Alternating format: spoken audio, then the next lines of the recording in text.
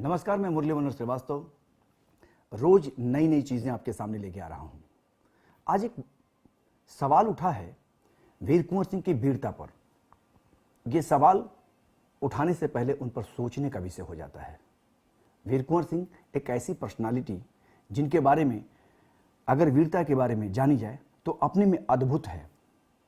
वो व्यक्तित्व जिनके ऊपर आज राजनीतिक गलियारे में कई लोगों ने सवाल खड़ा किया है कि वीर कुंवर सिंह ने एक हाथ काट दिया तो उन्हें योद्धा मान लिया गया। एक योद्धा के साथ इस तरह की बातें करना उचित नहीं लगता। जब भी कभी बातें हो तो उसकी विद्वता पर, उसकी काबिलियत पर उंगली उठाने से पहले जानना जरूरी हो जाता है। वीर कुंवर सिंह जिस व्यक्ति ने कभी न जाति मानी, न धर्म माना, न ऊंच नीच का भेद माना, फिर वैसे व्यक्तित्व पर सवाल खड़ा करना लाजमी नहीं है। कभी यही वीर कुंवर सिंह के बारे में कहा जाता था 1857 का गदर, वो गदर जिसके बारे में कल्पनाएं होती हैं, जिनके बारे में सोचकर रोंगटे खड़े हो जाते हैं, लोग कांप उठते हैं। आज़ादी तो उसी वक्त मिल गई होती, लेकिन अंग्रेजी ताकत के आगे इंडियन ताकत थोड़ी सी कमज़ोर पड़ गई, खास करके हथियारों के मामले में। बाकी सैन्य शक्ति और अपने मजबूती के विषय पर कभी पीछे मुड़कर नहीं देखा भारत ने। उस वीर कुंवर सिंह की मैं बात कर रहा हूं जो जगदीशपुर रियासत के राजा भी थे और उस जमाने में लोग कहते हैं कि 80 बरस की उम्र में उन्होंने युद्ध की शुरुआत की थी। सोचिए कि हिंदुस्तानी मिट्टी में कितनी ताकत है कि 80 बरस की अवस्था में भी युवापन के साथ युवा बनकर वो मैदान में उतरे थे।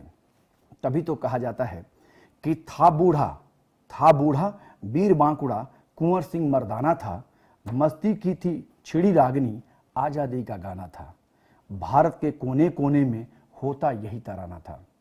किसी भी व्यक्ति पर अगर बात करें, अगर हम उन चीज़ों को रखें तो ये सही मायने में लगता है कि वीर कुंवर सिंह जिस तरह से अपने काम किए, जिस तरह से इन्होंने किया, तो 15 युद्ध इन्होंने 9 महीने तक अपने जगदीशपुर रियासत या आरा रियासत कहते हैं, आरा से निकलकर देश के कोने कोने में कई जगहों पर जाकर झांसी की रानी, तात्या टोपे जैसे कई राजाओं के साथ मिलकर उन लोगों के साथ उनका साथ दिया और जंग को जीतने की कोशिश की। मगर शायद वक्त को नहीं मंजूर था कि एक 80 वर्ष का योद्धा इस तरह से मैदान में जाता है और युद्ध के लिए लड़ने के लिए, और यहाँ कालपी में जाकर वही धर्मन बीबी जिनके ऊपर सवाल उठते हैं, धर्मन कर्मन नर्तकी जिनके ऊपर कहा जाता है कुंवर सिंह दीवाना थे।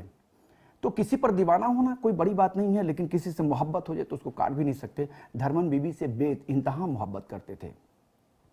कभी आरा के बाबू बाजार में जाकर उनके नृत्य को देखने वाले कुंवर सिंह, एक समय वो भी आया कि जब दोनों ने शादी रचाई तो जगदीशपुर में और आरा में 2-2 मस्जिदें भी बनवाई। न हिंदू न मुसलमान, न जाति न धर्म, वैसे थे वीर कुंवर सिंह। पीरों में एक जगह है, आरा से कुछ दूरी पर आप जाएंगे, जगदीशपुर से थोड़ी दूर पे तो एक पीरो जगह है। पीरों में एक दुसाधी बधार के नाम से फेमस है। उस दुसाधी बधार की कहानी ये है कि एक होली का समय था, कुंवर सिंह अपने घोड़े पर सवार होकर घूम रहे थे। गांव की औरतें हंसी ठिठोली करते हुए कादो और कीचड़ उन पर फेंके जा रही थी। सोचने का विषय है कि एक औरत उसी में से उन पर यह काम नहीं कर रही थी। वीर कुंवर सिंह ने कहा कि आखिर ऐसी कौन सी बात है ये महिला मेरे पर नहीं फेंक रही है, उसे बुलवाओ। जब वो औरत आई तो उसने कहा कि आप मेरे गांव के भाई लगते हैं, इसलिए मैं आपके साथ होली कैसे खेल सकती हूं। वीर कुंवर सिंह ने कुछ बोला नहीं। दूसरे दिन उस औरत के पति और ससुर को बुला भेजा।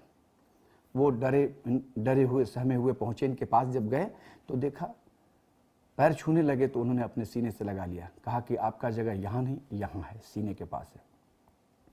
और वो दुसाधी बधार की पूरी जमीन गिफ्ट कर दिया। कहा कि ये मेरी बहन के लिए गिफ्ट है, ये मेरी बेटी के लिए गिफ्ट है, ये मेरे गांव की बेटी की बात है। रोंगटे आज भी खड़े हो जाते हैं। उस वीर कुंवर सिंह पर शोध करने के दरमियान मैंने शोध करते हुए एक किताब लिखा, वीर कुंवर सिंह की प्रेम कथा।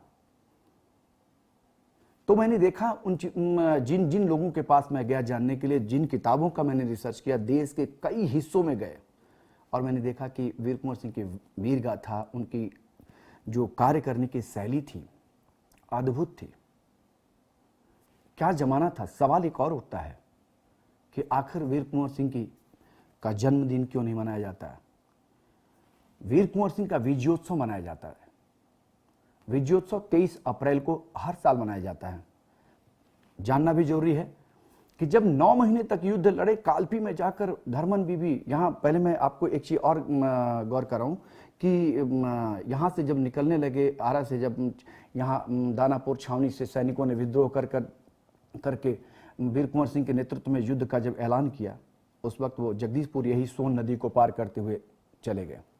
जब वहां गए तो वीर कुंवर सिंह के पास वही घरेलू हथियार, वो लाठी, डंडे, इस तरह की चीजें लेकर चलने के लिए तैयार हो गए। लेकिन वीर कुंवर सिंह के जो स्ट्रेटेजी बनाने वाले, जो प्लान बनाने वाले थे, वो थी धर्मन बीबी और एक उनका पोता रिपुभंजन सिंह, जिसकी उम्र 12 साल थी। दोनों जो स्ट्रेटेजी बनाए चल पड़े। बीच में एक जगह आया जहां पर करमन बीबी को रोका गया और करमन बीबी को वही चंद्रवंशी परिवार की महिलाएं अपने मिट्टी के बर्तन में पानी लेकर और सैनिकों के लिए लिट्टी, जो बिहार का काफ़ी मशहूर भोज्य पदार्थ में होता है, लिट्टी बनाकर अपने सर पर लेकर आई और युद्ध करते करते वो भी आखेट हो गई, वो भी अपने को शहीद हो गई, करमन बीबी भी शहीद हो गई। बात यहीं खत्म नहीं हो जाती है, बात आगे तक जाती है। ये लोग चलते रहे। जब इनके पास अंग्रेजों का जो फौज था, इनके ऊपर जब हमला करता था, ये कमजोर पड़ने लगते थे। इनके पास सैनिकों की संख्या कम थी, हथियारें कमजोर थी। तब इन्होंने एक नया इजाद किया, गोरिल्ला युद्ध। वैसे कई लोग ये भी कहते हैं कि शिवाजी भी इस चीज को मानते हैं, छत्रपति शिवाजी भी गोरिल्ला युद्ध के, लेकिन इसका प्रयोग पहली बार वीर कुंवर सिंह ने किया था। और उस गोरिल्ला युद्ध के माध्यम से, गोरिल्ला युद्ध भी जानने का विषय हो जाता है कि गोरिल्ला युद्ध है क्या। जब सैनिकों को कुछ दूर पे देखिए और पेड़ों पर छुप जाना, कहीं अटारियों में छिप जाना और वहां से सैनिकों के आते ही छलांग कूद जाना पीछे से और उन पर हमला कर देना, इससे वो भयाक्रांत होकर भागने लगते थे। और ये जो वीर कुंवर सिंह की जो टीम थी, जो सैनिक थे, वो उन्हें मार गिराते थे। इस तरह से चलते चलते मध्य प्रदेश के कालपी जब पहुंचे, झांसी की रानी तात्या टोपे, बेगम साहिबा, सबके साथ जब इन्होंने सारी लड़ाई लड़ी, अंग्रेजों के दांत खट्टे कर दिए, अंग्रेज के पकड़ से बाहर हो गए, तब पहुंचे आपको कालपी। कालपी मध्य प्रदेश का वो जगह, वीर कुंवर सिंह की जिंदगी में एक अंधेरा था। वो अंधेरा जो उनको कमजोर करने लगा।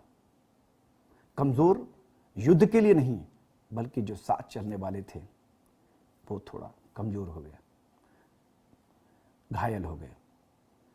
धर्मन बीबी जब सारे लोग सो गए थे थक के हार के, तब तक अंग्रेजों ने हमला कर दिया। उस वक्त धर्मन बीबी ने अकेले लड़ाई लड़ी।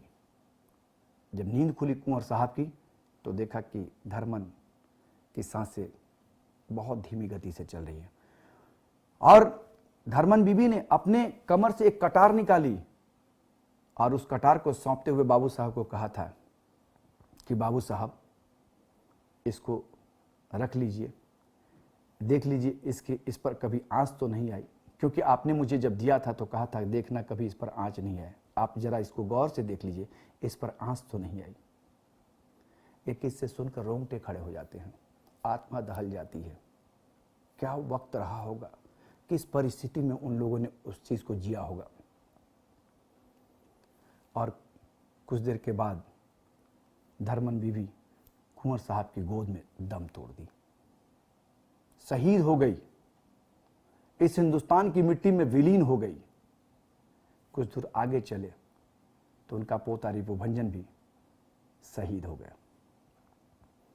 ये 9 महीने के युद्ध एक छोटी मोटी युद्ध नहीं कही जा सकती। एक अपने घर से 9 महीने तक सैनिकों को साथ लेकर चलना, उनके लिए खाने का व्यवस्था करना, उनके लिए पानी का व्यवस्था करना, उनके लिए रहने की व्यवस्था करना, ये सारी चीजें जब होती हैं व्यवस्था, तो बताइए वीर कुंवर सिंह ने जिस तरह से युद्ध लड़ा, आज तक देश के लिए नहीं बल्कि दुनिया के लिए इतिहास है। ये एक राजपूत बिरादरी से आने के बावजूद भी जिस व्यक्ति ने कभी जाति और धर्म को अपने सामने नहीं आने दिया, उस वीर कुंवर सिंह पर सवाल उठाया जाना कहां तक लाजमी है।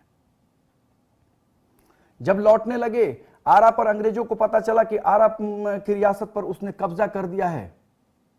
कुंवर सिंह गंगा पार कर रहे थे, सबको शिवपुर से, बलिया शिवपुर से पार करते हुए आरा के जब प्रवेश करने लगे तो उन्होंने देखा कि सभी पार कर गए सैनिक, और आखिरी बार जब वहां पहुंचे तो देखा कि सैनिक उन पर हमला कर दिया। उनको हाथ में गोली लग गई और गोली लगने के बाद उन्होंने उस बांह को काटकर गंगा मैया को सुपुर्द कर दिया और फिर से आरा पर कब्जा कर लिया। यही वजह है, वो दिन था, वो डेट था 23 अप्रैल 1858। उस डेट को उन्होंने फिर से आरा पर कब्जा किया। इसीलिए वीर कुंवर सिंह को विजयोत्सव के रूप में मनाया जाता है। और विजयोत्सव के रूप में सब चीज जो देश में, दुनिया में जो चीज़ें वीर कुंवर सिंह के बारे में कही जाती हैं, ये इसीलिए जन्मदिन और निधन नहीं, बल्कि शहीद नहीं, बल्कि वो विजयोत्सव के रूप में मनाया जाता है। और वक्त जब धीरे धीरे आगे बढ़ा तो 26 अप्रैल आते आते उनके जो बांह कटे थे इतने जहर फैल गए कि वीर कुंवर सिंह ने 26 अप्रैल 1858 को इस पूरी दुनिया को अलविदा कह दिया। रह गई तो उनकी यादें, रह गई तो उनकी स्मृतियाँ, रह गई तो बस वो खंडहर जिसे आज भी आप जाकर जगदीशपुर में देख सकते हैं। उसे कोई देखने वाला नहीं, कोई बचाने वाला नहीं। सरकार की थोड़ी निगाहें पड़ी तो लोग आना जाना करते हैं, लेकिन आज वो सिर्फ एक इतिहास के पन्नों तक सिमट कर रह गई है।